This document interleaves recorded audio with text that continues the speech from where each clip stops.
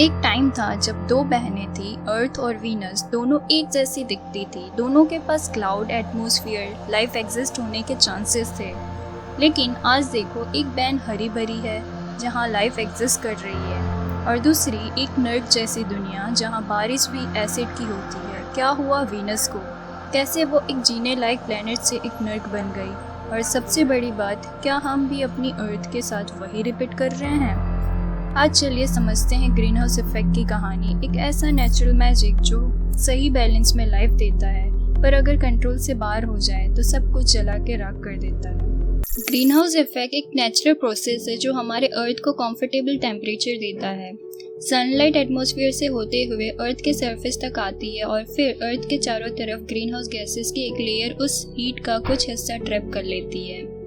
ये गैसेस एक ब्लैंकेट की तरह काम करती है जो सन से आने वाले हीट को ट्रैप करके अर्थ के सरफेस में रखने में माहिर होती है, जिससे अर्थ का वार्म टेम्परेचर मेंटेन रहता है। Carbon dioxide, methane, water vapour जैसे गैसेस को ही ग्रीन हाउस गैसेस कहते हैं। यानी दिन में सरफेस गर्म होता है सनलाइट के आने के कारण, पर रात को सरफेस ठंडा होते ही वो हीट एटमॉस्फेयर में रेडिएट होने लगती है, पर उसका कुछ हिस्सा ग्रीन हाउस गैसेस ट्रैप कर लेते हैं। इसी कारण अर्थ का एवरेज टेम्परेचर 15 डिग्री सेल्सियस के आसपास बना रहता है। इस प्रोसेस के वजह से अर्थ का सरफेस और लोअर एटमॉस्फेयर वार्म रहते हैं। अगर ये ग्रीन हाउस इफेक्ट ना होता तो अर्थ लगभग -18 डिग्री सेल्सियस पर जम जाती। तब अर्थ पर लाइफ एग्जिस्ट करना इम्पॉसिबल सिचुएशन बन जाता। तो ये प्रोसेस एक नेचुरल ब्लैंकेट जैसा है जो अर्थ को ना ज़्यादा ठंडा होने देता है ना ज़्यादा गर्म।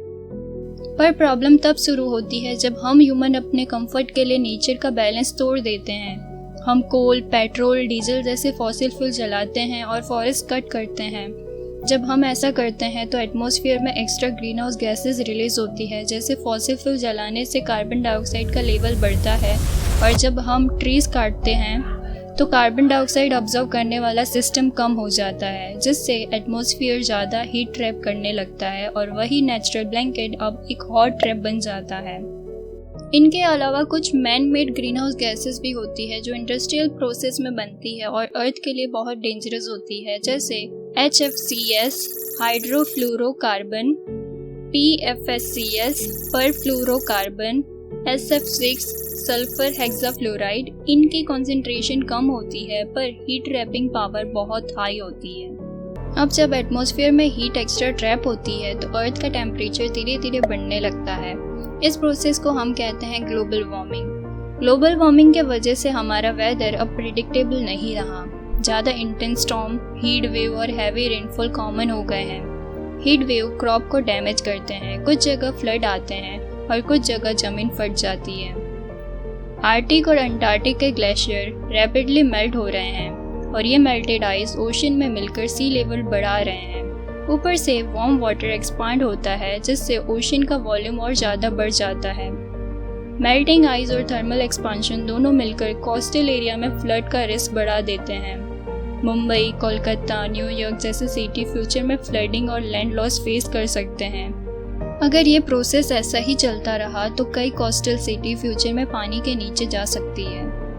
अब चलिए चलते हैं अपनी कॉस्मिक बहन के पास। वीनस और अर्थ दोनों का साइज लगभग सेम है। साइंटिस्ट कहते हैं एक टाइम था जब वीनस भी अर्थ जैसा था, वहाँ भी ओशन थे, क्लाउड थे और माइल्ड वेदर था। लेकिन वीनस पे एक गलती हो गई, run away green house effect.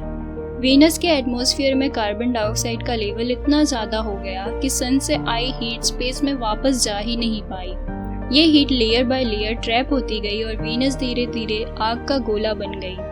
आज वीनस का सरफेस टेम्परेचर लगभग 465 डिग्री सेल्सियस है, इतना कि वहाँ लेड भी मेल्ट हो जाए। और वहाँ के क्लाउड में सल्फरिक एसिड है। कोई ओशन नहीं, कोई लाइफ नहीं, सिर्फ एक साइलेंट बर्निंग प्लैनेट। अब सोचो, अगर हम भी अपना ग्रीन हाउस बैलेंस लूज कर दे तो क्या होगा? अगर कार्बन डाइऑक्साइड और मीथेन का लेवल बढ़ता गया तो हमारा प्लैनेट भी धीरे धीरे वीनस के रास्ते पर निकल पड़ेगा। ग्लेशियर मेल्ट होंगे, सी लेवल बढ़ेंगे, जिससे रहने के लिए लैंड कम पड़ेंगे और हीट अनबियरेबल हो जाएगी। यानी वीनस की कहानी सिर्फ एक वार्निंग नहीं है, यह हमारा फ्यूचर का मिरर है। वीनस ने अपना स्वर्ग खोया, अब बारी हमारी है डिसाइड करने की, क्या हम अपने अर्थ को भी ऐसी तकदीर देना चाहते हैं? हमारे पास अभी भी टाइम है। अगर हम पोल्यूशन कम करें, ट्री लगाए, सस्टेनेबल एनर्जी यूज करें तो हम अपने अर्थ को सेफ रख सकते हैं। Because once the balance is gone, Earth भी वीनस बन सकती है। So protect your planet because there is no planet B.